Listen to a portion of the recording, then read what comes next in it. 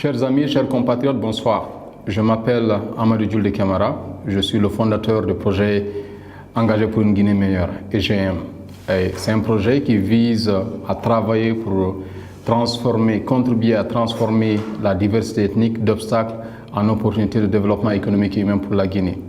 Alors cette vidéo en est une dans une série d'une dizaine qui rentre dans le cadre de la campagne de pré-lancement de notre projet EGM, Engagé pour une Guinée meilleure. Il y aura d'autres vidéos qui viendront dans le cadre de cette campagne. Alors dans cette vidéo, rapidement, je vais parler de 3 points essentiels.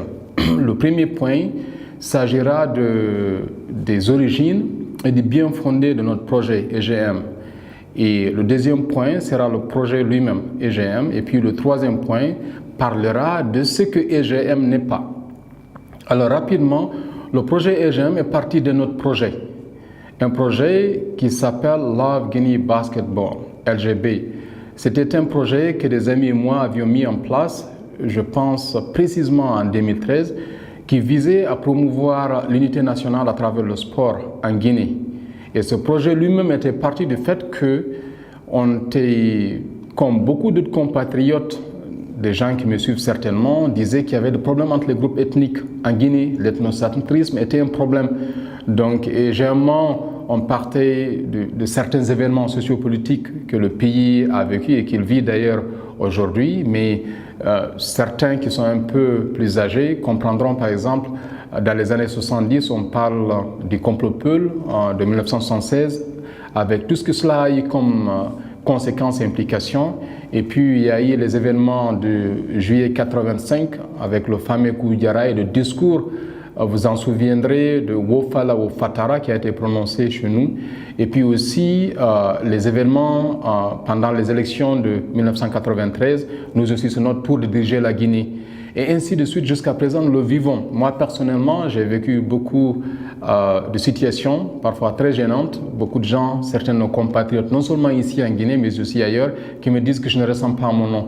C'est un peu choquant. Donc, on était parti de ce genre de situation pour mettre en place le projet Love Guinea Basketball. Nous avons été soutenus par l'État guinéen, notamment le ministère de la Jeunesse.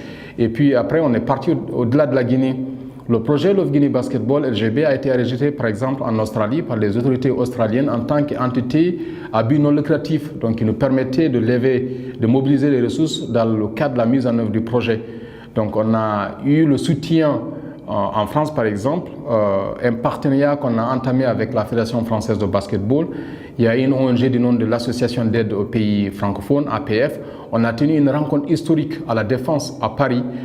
Il était question de discuter vraiment des grands axes d'intervention du projet. Notamment, je me rappelle le représentant de la Fédération française de basketball qui disait qu'ils avaient des projets importants pour des pays africains. Donc, et vu la pertinence du concept de notre projet, ils avaient dit qu'ils allaient inclure la Guinée à l'intérieur.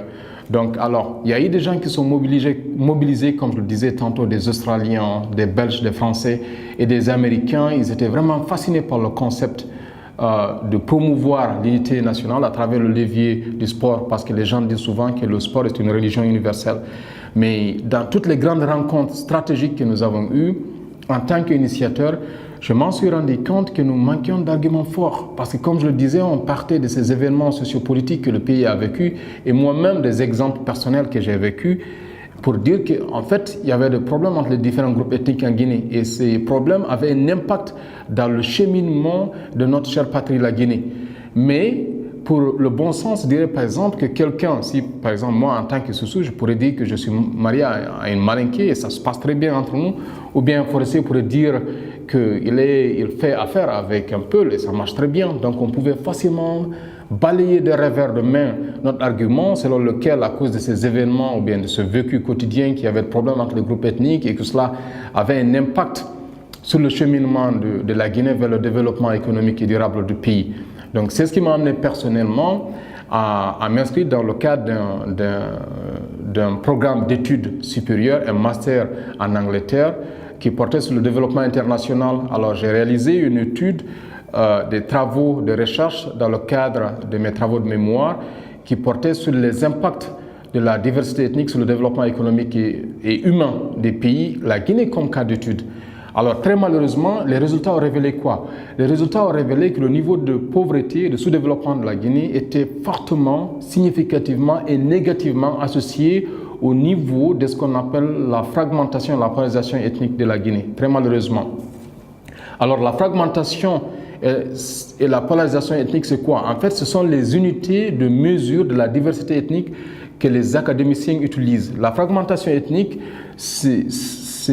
le concept dit que c'est dans un pays donné, dans la population d'un pays donné, la fragmentation ethnique, c'est à chaque fois que vous choisissez deux individus au hasard, la probabilité que ces deux individus appartiennent à des groupes ethniques différents. Alors, plus cette probabilité est élevée, plus le pays est dit ethniquement fragmenté. Et plus la fragmentation ethnique est modérée, pas élevée, modérée, et modérée alors qui varie entre 55 et 75%, vous verrez 55 plus 75, les deux extrêmes, donc 130, vous divisez par 2, ça vous donne 65. Alors, plus la fragmentation ethnique est modérée, plus le pays a des difficultés à déclencher un processus de croissance économique tenable dans la durée. Et la Guinée a une fragmentation ethnique de 64%. Et la polarisation ethnique, c'est quoi? C'est la probabilité d'avoir un nombre limité de groupes ethniques à dimension relativement égale qui se disputent de façon perpétuelle et permanente pour l'accès et le contrôle des systèmes politiques et économiques dans le pays. Plus cette probabilité est plutôt élevée, plus le pays est dit ethniquement polarisé. Et plus cette fois-ci, la polarisation est élevée, plus le pays a des difficultés à déclencher un processus de croissance économique tenable dans la durée. Et la Guinée a une polarisation ethnique de 84%. La Guinée occupe le 5e rang mondial. Donc alors, ces deux différentes unités, elles indiquent la façon dont la diversité ethnique génère des effets. Et quels sont les effets qui sont générés? Il a été prouvé que le niveau de fragmentation, de polarisation ethnique, comme je l'expliquais tantôt, génère des effets dans le pays liés notamment au haut niveau de détournement des deniers publics, ce que les experts appellent la tragédie des biens communs. La corruption, l'instabilité politique, sociale et institutionnelle, alors du coup, le manque d'investissement, c'est-à-dire la mobilisation des ressources internes et externes. Donc c'est ça, les origines et les bien fondées du projet EGM. Le projet EGM travaille pour tenter de présenter cette situation au peuple de Guinée, notamment et particulièrement à l'élite et au leadership. Parce que ce qui se passe, généralement, les gens ont tendance à banaliser. Et moi, j'ai rencontré beaucoup de personnalités, même dans ce pays, des ministres de la République. Et je vous parie, si vous sortez, après avoir suivi cette vidéo, vous posez la question à 10 personnes. Au minimum, 8 à 9 personnes vous diront, en fait, il n'y a pas de problème entre les groupes ethniques en Guinée. Le problème, c'est que c'est les leaders politiques qui, par manque de projets de société, divisent les Guinéens pour atteindre leurs objectifs. Ça, moi, je pense, c'est un raccourci trop facile et potentiellement trompeur parce qu'ils ne connaissent pas les tenants et aboutissants. C'est que les sources de données qui ont été utilisées pour avoir ces deux unités de mesure se trouvent être parmi les plus crédibles au monde. Il y a l'Encyclopédie chrétienne mondiale, il y a le recueil factuel de la CIA, il y a l'état des religions du monde, il y a l'Encyclopédie britannique.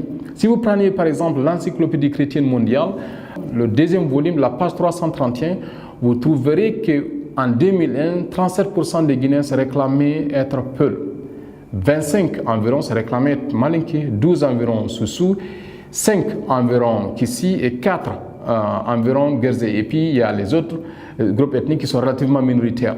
Alors, la fragmentation ethnique, c'est quoi? Qu'à chaque fois vous preniez des individus, vous choisissez des individus au hasard dans ce groupement ethnique que j'expliquais tantôt, qui se trouve dans l'Encyclopédie chrétienne mondiale, c'est la probabilité qu'à chaque fois vous choisissez deux individus au hasard, que ces deux individus appartiennent à deux groupes ethniques différents. Alors, il se trouve que cette probabilité est de 64% pour la Guinée.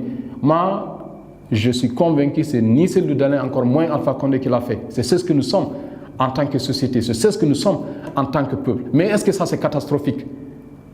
Non. Parce qu'il y a des études qui ont prouvé que des pays qui se trouvent dans le même engrenage ont pris des dispositions stratégiques importantes pour pouvoir contenir les effets de la diversité ethnique et de la polarisation ethnique dont je vous parlais tantôt. Mais si c'est banalisé, c'est extrêmement grave parce que les gens ignorent. Et c'est ce qui se passe actuellement, très malheureusement. Les gens, soit ils ignorent et surtout aussi ils banalisent. Alors le projet EGM, Engagé pour une Guinée meilleure, tente de présenter cette situation au peuple de Guinée, à l'élite et au leadership, afin que la question de la diversité ethnique soit prise en compte et que les solutions envisagées non seulement dans le domaine académique, mais aussi dans la vie réelle, soient appliquées pour la Guinée, afin que nous puissions contenir les effets de la diversité ethnique que j'ai cité tantôt et engager la Guinée sur un chemin de développement économique et humain durable. Alors, le projet EGM va être réalisé sur 3 axes essentiels, parce qu'il s'agit de lui, et ça c'est le deuxième point. Il y aura les réseaux sociaux, plus ou moins c'est ce que nous sommes en train de faire actuellement. Il y aura les médias traditionnels et puis il y aura la mobilisation communautaire citoyenne qui travaillera, disons, sur l'information, la formation, la sensibilisation et la transformation citoyenne pour que les gens comprennent et qu'ils prennent en compte l'ethnicité en Guinée. Donc alors il va être lancé très prochainement, mais actuellement nous rentrons dans comme je le disais tantôt, dans la pré-campagne du projet EGM Engagé pour une Guinée meilleure. Ce que EGM n'est pas, ça c'est le troisième point. EGM n'est pas, comme ça se passe très fréquemment aujourd'hui, une initiative qui attend l'arrivée disons d'une élection par exemple, pour dire que non, écoutez, il y a des tensions qui sont par-ci, par-là, il faut sensibiliser les gens, il faut informer, il faut tenter de calmer les ardeurs. EGM n'est pas ça, parce que généralement, ce genre d'initiative, elle tente de résoudre un problème dont elle ne connaît pas les causes. Et EGM connaît les causes des niveaux de division ethnique en Guinée, et EGM tente d'apporter des solutions de façon responsable. Alors nous, au niveau de EGM, le but ultime c'est quoi? C'est de travailler pour s'assurer que un jour, on va se réveiller tous en Guinée et trouver qu'un Guinéen du nord, du sud, de l'est, de l'ouest et du centre ne jugera pas un autre Guinéen sur la base de ses origines ethniques, mais plutôt sur la base du contenu de son caractère, de ce qu'il peut faire ou bien peut ne pas faire pour la Guinée. Au niveau de EGM, nous travaillons pour que la diversité soit une fierté et une opportunité pour le développement économique en Guinée. Donc c'est ce que nous disons, diversité, opportunité, fierté. Nous sommes EGM et vous.